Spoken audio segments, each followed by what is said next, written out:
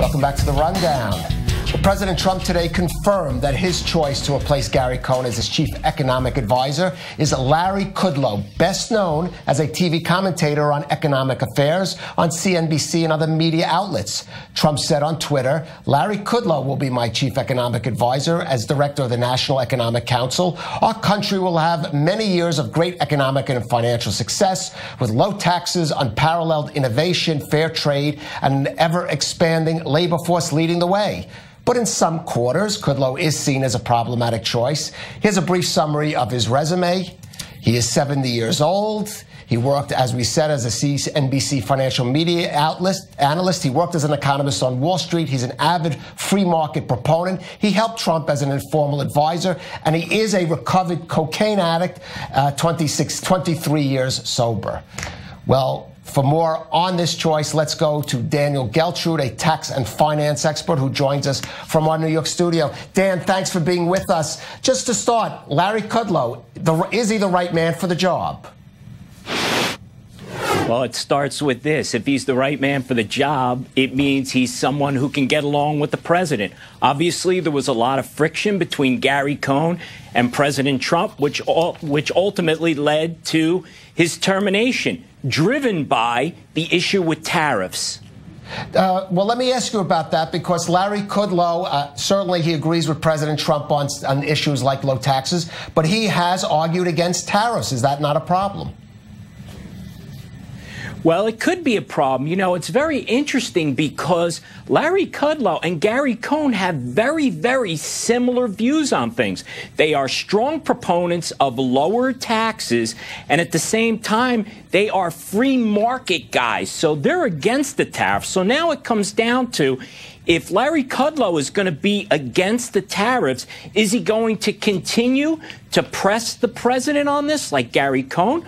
Or is he going to be a team player and try to justify the tariffs? We'll have to see how that plays out. That word team player is something we keep hearing a lot also in context of Mike Pompeo over the course of this week. Well, Daniel, stay with us, because how he gets along with President Trump is important, obviously, that they do get along, but so is policy. So let's take a look at some of the forecasts that Kudlow has made that turned out, well, to be completely wrong.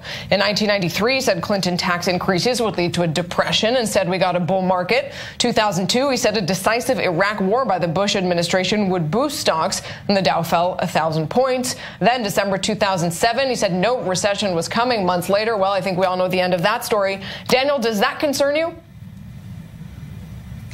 Well, when you look at that, certainly the history of those predictions being wrong, yes, it does create some concern, but you have to look at it this way.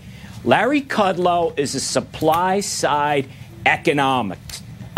economist. So when he's looking at these situations, if you have circumstances where you're going to be raising taxes, it's his true belief that that is not going to lead to economic prosperity. I think he's going to stay consistent with that. And remember, President Trump likes Reaganomics, and that's what Larry Kudlow is all about. So when you look at, did he get these things wrong? Yeah, we have to look at that and say, well, we don't want that to happen again, but we already know what position Larry Kudlow is going to take. He's going to take the position of lower taxes is going to be the backbone to economic prosperity.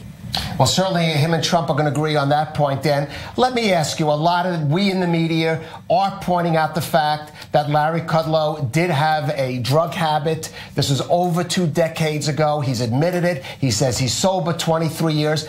Do you think it's unfair of the media to look at that point? Or do you think it could be a problem for him going forward, that people are going to raise that during, for example, the confirmation process? I really don't think that's a fair thing to do.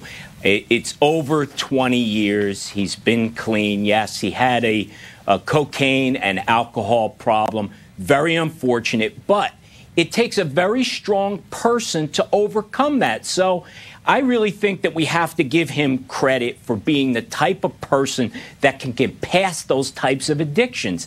I am not concerned about that issue. I feel very comfortable that he's going to be able to do the job sober. I just think the media is really being a little nitpicking on that particular issue. It's just unfair.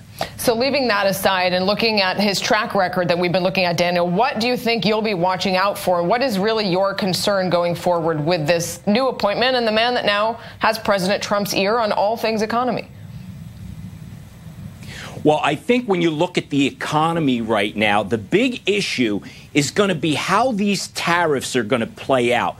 When the tariffs, which are now in place, what kind of reaction are we going to get from the European Union, from China? Are we going to have a situation where those countries and Europe are going to come to the table and negotiate fair trade? Or are we headed for a trade war? Because if we are, we're looking at a lot of inflation down the road. And that is going to be really harmful for what has been a very strong economy during the Trump administration.